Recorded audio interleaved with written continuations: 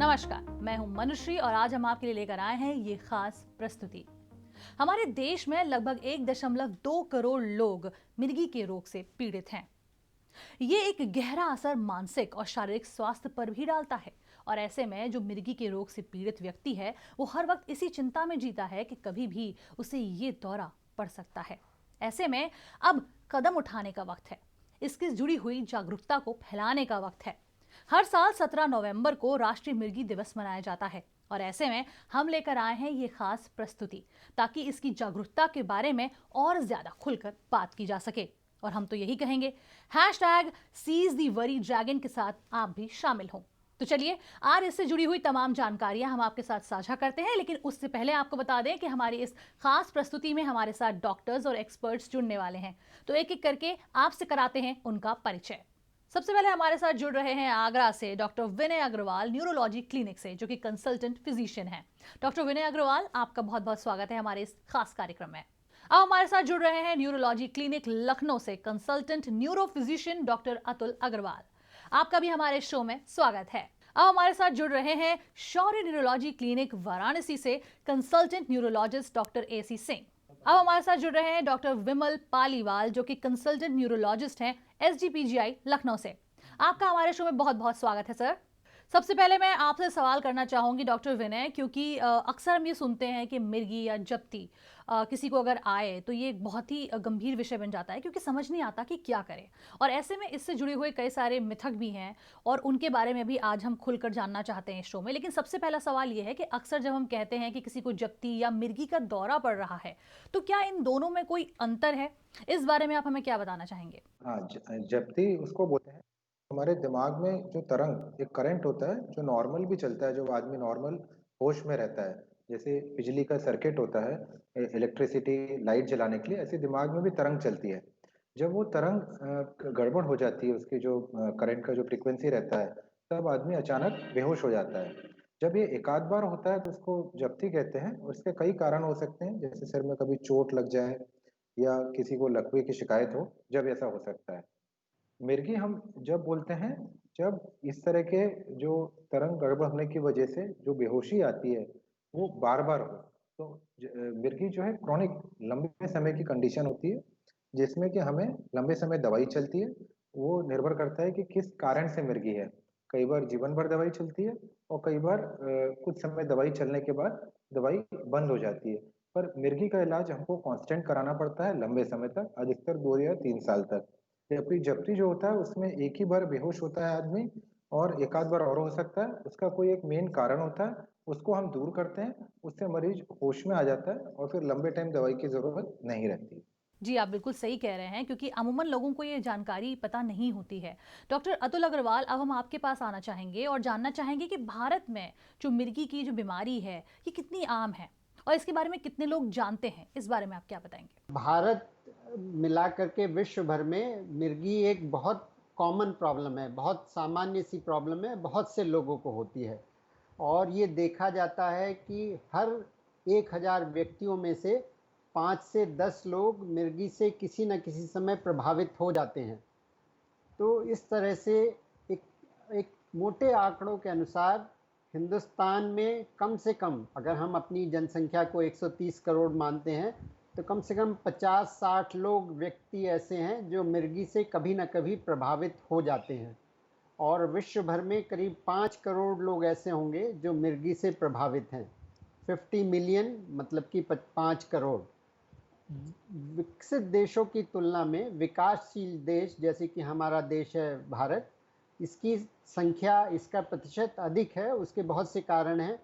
हमारे यहाँ प्रसव की, डिलीवरी की अच्छी सुविधा नहीं है। हालांकि बहुत दिनों से गवर्नमेंट इस बात पे एम्फेसाइज करती है कि आप गवर्नमेंट हॉस्पिटल में या किसी भी अस्पताल में डिलीवरी कराएं।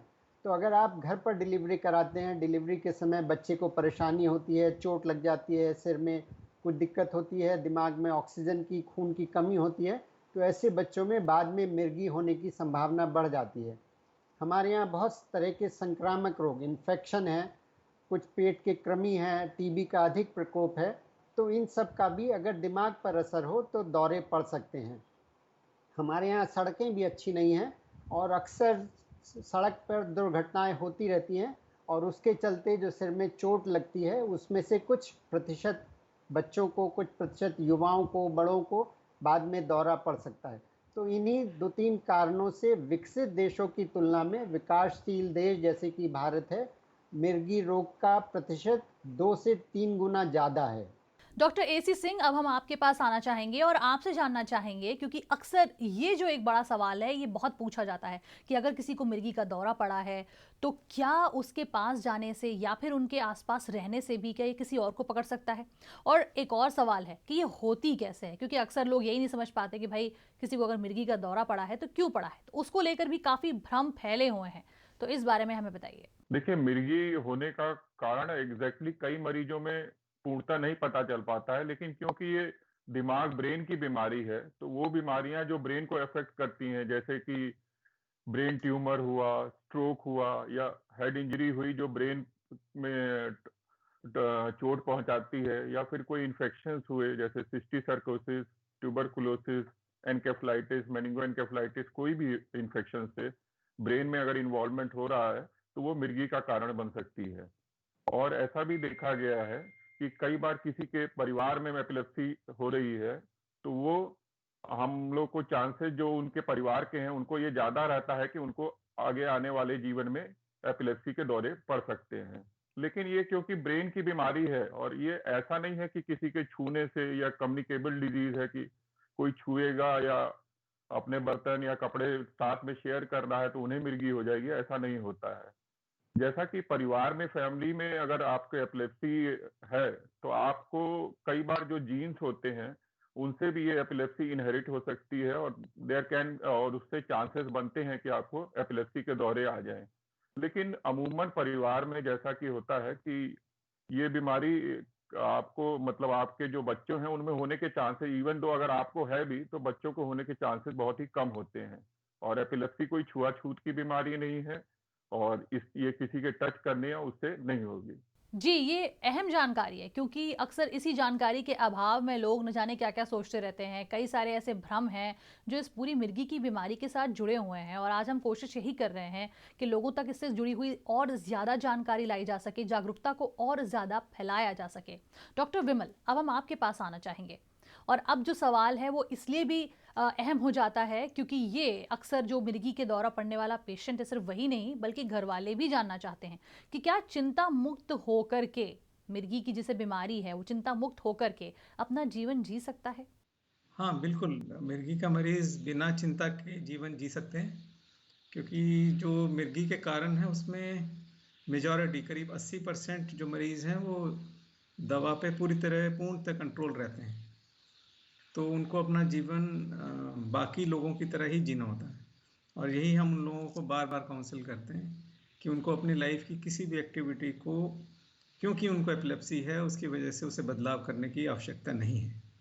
उनको केवल इस बात का ध्यान रखना होता है कि वो नॉर्मल समय से अपनी दवा लें, दवा को कभी छोड़ें नहीं, और जो चीज़ें प्रिकॉशंस के तौर पे हम लोग बताते हैं जिनसे मिर्गी का झटका आने की उम्मीद होती है, बस उसका ख्याल रखना होता है। जैसे उन्हें समय से सोने की ज़रूरत होती है, 7 से 8 घंटे की नींद उनका होना ज़रूरी है। और कुछ ऐसे कारण हो सकते हैं कुछ लोगों में जो मरीज़ स्वयं भी जान जाते हैं कि उससे उनको मिर्गी का झटका आ सकता है, उनको अवॉइड करना होता है। जैसे नशा वगैरह जो है उसको अवॉइड करने के लिए हम लोग बताते हैं। तो कुछ प्रिकॉशंस लेनी होती हैं, दवा नियम से लेनी होती है, उसके साथ वो अपना जीवन नॉर्मल जी सकते हैं। इनफैक्ट जो लोग ड्राइव करते हैं उनको भी 3 से 6 महीने अलग अलग देशों में रूल है कि अगर उनकी मिर्गी कंट्रोल है दवा पे तो उनको ड्राइविंग लाइसेंस भी मिलता है। तो उसका कहने का मतलब है कि उनको नॉर्मल लाइफ जीनी होती है। नॉर्मल जो बच्चे होते हैं एपिलेप्सी के, उनको नॉर्मल स्कूल्स में ही रहना होता है, स्पेशल स्कूल्स में नहीं जाना होता है। तो उनको बिल्कुल नॉर्मल एक आदमी की तरह अपना जीवन व्यतीत करना होता है।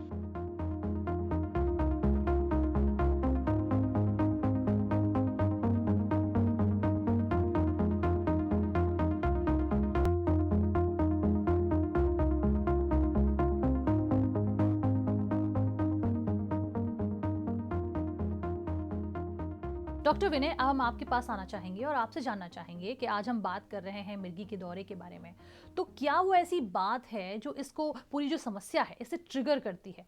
हम ये भी जानने की कोशिश कर रहे हैं कि क्या वजहें हो सकती हैं, क्यों हो सकती है, लेकिन अक्सर इस बात के बारे में बहुत जोर दिया जाता है कि ये किस बात से, किस ऐसा जो कारण है जिसकी वजह से ये ट्रिगर कर सकती है, उसके बारे में बताएं। देखिए ये जो मिर्गी के पेशेंट रहते हैं उनके लिए जानना बहुत ज़रूरी है कि किन-किन चीज़ों से दौरे पड़ने का चांस बढ़ जाता है। इसमें सबसे कॉमन तो होता है कि जब दौरे कंट्रोल हो जाते हैं तो मरीज उसका ट्रीटमेंट इर्रेगुलर कर देता है, दवाई बराबर नहीं लेता है। तो सबसे इम्पोर्टेंट कारण तो यही होता है। उसके अलावा जैसे देर रात जगना, प्रॉपर स्लीप नहीं लेना, ये भी एक मेन कारण है। दूसरा अत्यधिक मोबाइल का यूज़ करना, ज़्यादा टीवी देखना, बहुत तेज लाइट, फ्लैशेस ऑफ लाइट, इससे भी कई बार दौरे का चांस बढ़ जाता है। फिर किसी ड्रग्स का, नशे का, शराब का सेवन, इससे भी दवाई चलने के बावजूद दौरे पड़ने के चांस बढ़ जाते हैं। अत्यधिक तनाव, सेडेंटरी लाइफ़स्टाइल, इससे भी दौरे पड़ने के चांस बढ़ जाते हैं। तो जो भी मिर्गी के पेशेंट रहते हैं, उनको अपना दवाई टाइम से खाना चाहिए, नशे से बचना चाहिए और अपना रूटीन ठीक रखना चाहिए, फिज़िकल एक्टिविटी करना चाहिए, बहुत ज़्यादा मोबाइल, टीवी इसका इस्तेमाल नहीं करना चाहिए। फिर कुछ तरह के दौरे ऐसे भी होते हैं जिसमें उनके पर्टिकुलर ट्रिगर्स होते हैं, मतलब उनके दौरे उसी चीज़ से बढ़ने का चांस रहता है, जिनको हम लोग हमारी मेडिकल टर्म में रिफ्लेक्स एपिलेप्सी बोलते हैं। जैसे कई लोगों को टीवी में पर्टिकुलर पैटर्न देखने से दौरे पड़ते हैं, कईयों को पानी से पड़ते हैं, तो वो उन चीज़ों से बचना चाहिए, पर वो बहुत रेयर होते हैं। कॉमन कारण जो मैंने बताया वो है, उससे बचना चाहिए, मेडिसिन टाइम से लें, तो ये दौरों को या मिर्गी के ट्रिगर्स जो होते हैं, इसको अवॉइड करना चाहिए प्रॉपर कंट्रोल के लिए। डॉक्टर अतुल अग्रवाल, अब हम आपसे जानना चाहेंगे, क्योंकि अक्सर ये लोगों के दिमाग में आता ज़रूर है कि अगर किसी को ये समस्या हो गई है, या तो वो ये सोचता है या उसके घर वाले ये सवाल अक्सर करते हैं कि क्या ये जो समस्या हो गई है, मिर्गी के दौरे की जो ये दिक्कत आ गई है, ये पूरी तरह ठीक होगी, क्या ये कभी नहीं जाएगी? तो इस बारे में आप क्या बताना चाहेंगे? मिर्गी का मुख्य बात है कि इसकी लंबे समय इलाज चलना होता है। लंबे समय का मतलब है कि कई वर्ष चलनी होती है। किसी को दौरा पड़ा कि अगर सिर की चोट के फ़ौरन बाद दौरा पड़ा, तो ऐसे दौरे को दौरा नहीं मानते हैं और वो ना भी इलाज करें या कुछ हफ्ते, कुछ महीने दवा दी जाए। कुछ रोगियों की दवा हम लोग महीने, 6 महीने, साल भर देते हैं, लेकिन ज़्यादातर रोगियों को 2 से 3 साल, 5 साल दवा खानी होती है। और कुछ लोग ऐसे भी हैं जिनको शायद जीवन पर्यंत दवा खानी पड़ती है। कुछ प्रकार के दौरे हैं कि अगर हम दवा बंद कर दें तो फिर से दौरे होने की संभावना रहती है। तो पहली बात तो ये कि मिर्गी का कोई क्योर नहीं है। क्योर शब्द हम लोग जल्दी इस्तेमाल नहीं करते। हम लोग ये कहते हैं कि मिर्गी का अच्छा इलाज है। अच्छा इलाज से हमारा मतलब है कि हम मिर्गी के दौरों को ठीक से कंट्रोल कर पाते हैं और ज़्यादातर प्रभावित व्यक्ति, महिला अपना सब काम नॉर्मल की तरह से कर सकते हैं और उनको सिर्फ नियमित दवा खानी होती है। तो कुछ लोगों को दवा जीवन पर्यंत खानी पड़ सकती है, तो इसमें ये कहा जा सकता है कि it will not go away. लेकिन ज़्यादातर रोगियों को 2, 3, 5 साल की दवा के बाद जब वो दौरे मुक्त रहते हैं, तो दवा को धीरे धीरे कम करके बंद कर दिया जाता है। कभी भी एकदम से दवा बंद नहीं करनी चाहिए। और फिर ज़्यादातर रोगी उसमें से ठीक रहते हैं, स्वस्थ रहते हैं, उनको आप ये कह सकते हैं कि वो ठीक हो गए। लेकिन इसमें भी एक दुविधा की बात यह है कि इनमें से कुछ प्रतिशत लोगों को दौरा फिर से होने की संभावना होती है। लेकिन ये मानिए कि ज़्यादातर रोगी तो दवा से मुक्त हो गए, बीमारी से मुक्त हो गए, लेकिन जिसको फिर से दौरा हो गया या जिसको ऐसी वजह से दौरा है कि ठीक नहीं किया जा सकता, दिमाग में स्कार है, कोई गांठ है, या जिसमें दौरे लंबे आयु तक पड़ने की संभावना होती है, उनमें दौरा की दवा शायद लंबे समय 10-20 साल, 30 साल या जीवन पर्यंत चल सकती है। लेकिन ज़्यादातर रोगियों को दौरा की दवा धीरे धीरे करके बंद कर दी जाती है।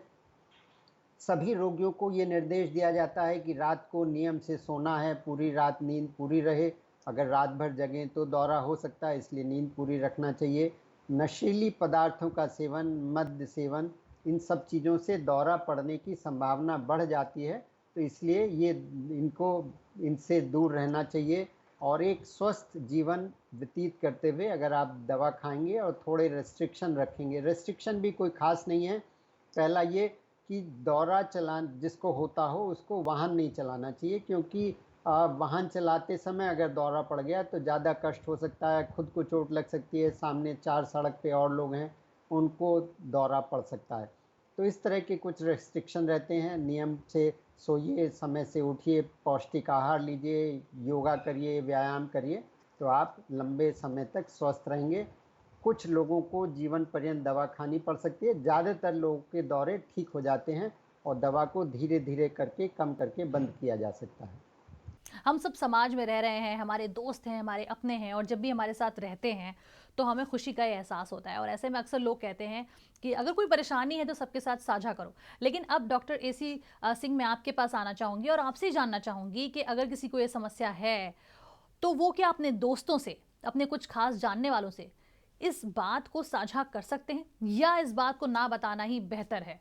पर्सनली तो मैं फील करूंगा कि एपिलेप्सी के पेशेंट्स को जो कि दवाओं से वेल कंट्रोल्ड हैं या उन्हें दौरे नहीं आ रहे हैं, तो उन्हें एपिलेप्सी के बारे में अपने नियर एंड डियर वंस और दोस्तों को जरूर बताना चाहिए कि, लेकिन क्योंकि आप हमेशा उनके साथ ही रहते हैं और अगर अनफॉर्चुनेटली कभी आपको दौरा आ जाए तो उन्हें क्या करना है और कैसे उसे बचाव करना है, क्योंकि अभी कई तरह के नेजल स्प्रे आते हैं कि अगर आपको अचानक दौरे पड़ रहे हैं तो उसे अबॉर्ट किया जा सकता है। अगर आप अपने ऑफिस में या वर्किंग वाले जगह पे ये चीज को रखते हैं तो उससे आपको फायदा ही होगा।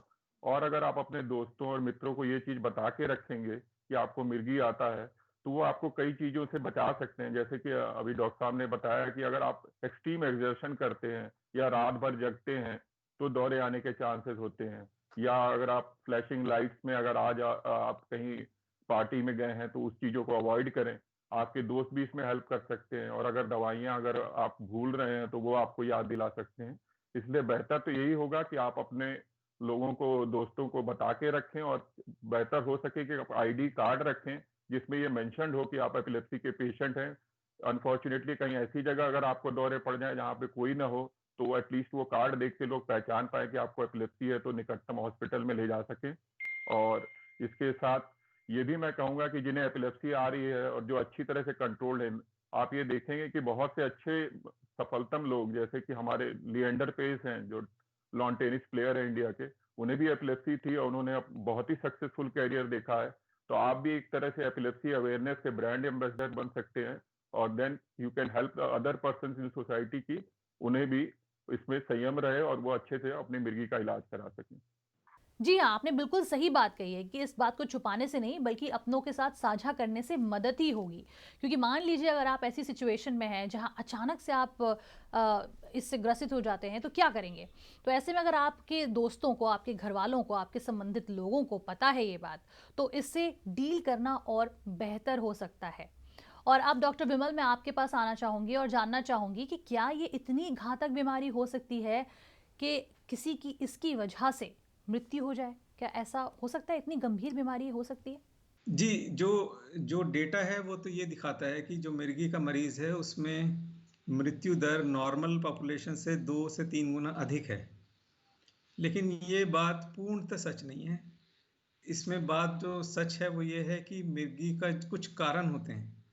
जैसे मान लीजिए कि किसी को फालिश का अटैक हुआ और उसको उसके बाद से मिर्गी हुई, या जिसको ब्रेन ट्यूमर है उसको भी मिर्गी है, किसी को सर में चोट लगी और ब्रेन डैमेज है उसको भी मिर्गी है।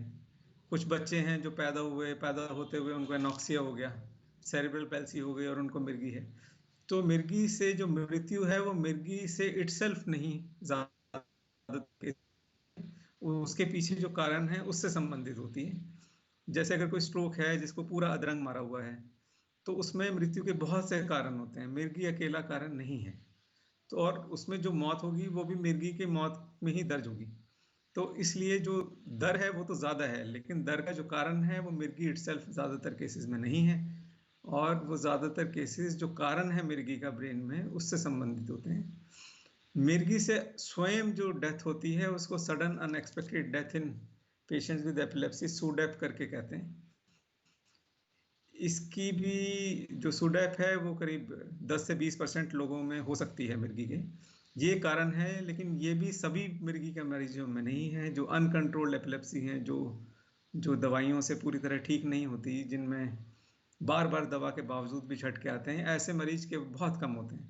10 से 20% टोटल मिर्गी के मरीज हैं, उनमें से 10 से 20% लोग ऐसे हैं जिनमें सीजर दवाइयों पे कंट्रोल नहीं है, और उन्हीं में ही सुडेप से डेथ होने के चांसेस रहते हैं। उनमें भी करीब 30 से 40% लोगों में चांस रहता है, बाकियों में चांस नहीं रहता। तो मिर्गी से मृत्यु की दर तो नॉर्मल लोगों से ज़्यादा है, लेकिन उसका कारण जो है वो मिर्गी का कारण है। मिर्गी इटसेल्फ अपना कारण मृत्यु दर ज़्यादा होने का नहीं है। कहते हैं ना कि बात करने से ही बात बनती है, और अगर इसका संबंध किसी ऐसी समस्या से हो जिसके बारे में लोग जानते तो हैं लेकिन कम जानते हैं, और कभी कभी भ्रम की वजह से भी कई गलत फहमियों के शिकार हो जाते हैं, और मिर्गी या जप्ती की बीमारी ऐसी ही है। इसके बारे में जितनी बात की जाए उतना अच्छा है। छुपाने से बात नहीं बनेगी, अपनों के साथ साझा करने से, एक्सपर्ट्स की सलाह मानने से ही ज्यादा अच्छे से समझ में आएगा कि आखिर ये समस्या क्या है और इससे कैसे निजात पाया जा सकता है। और हमारी आज की खास प्रस्तुति भी ऐसी ही एक नायाब कोशिश रही है, और हम हमेशा ऐसा कुछ ना कुछ जरूर करते रहेंगे जो हमारे और आपके लिए ऐसे ही खुशियों से भरा हुआ रहे, या यूं कहें जागरूकता को और बढ़ाता रहे। ख्याल रखें अपना। हम आपसे मिलेंगे फिर ऐसे ही किसी खास प्रस्तुति के साथ।